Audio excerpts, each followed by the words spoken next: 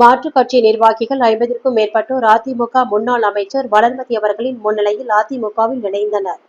செங்கல்பட்டு மாவட்டம் செய்யூர் சட்டமன்ற தொகுதி சித்தாமூர் கிழக்கு ஒன்றியத்திற்கு சோனாமேடு பேருந்து நிலையம் அருகாமையில் அதிமுக சார்பில் தண்ணீர் பந்தல் திறக்கும் நிகழ்ச்சி சித்தாமூர் கிழக்கு ஒன்றிய கழக செயலாளர் கொளத்தூர் ரவி ஏற்பாட்டில் நடைபெற்றது.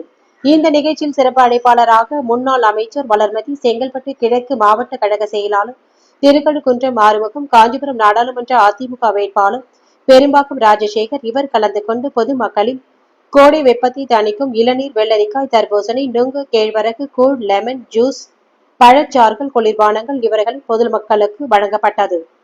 இந்த நிகழ்ச்சியின் போது திமுக, பாமக உள்ளிட்ட கட்சியில் உள்ள 50க்கும் மேற்பட்ட நிர்வாகிகள் அக்கட்சியில் இருந்து விலகி அதிமுகவின் முன்னாள் அமைச்சர் வளர்மதி முன்னிலையில் அதிமுகவில் இணைந்தனர்.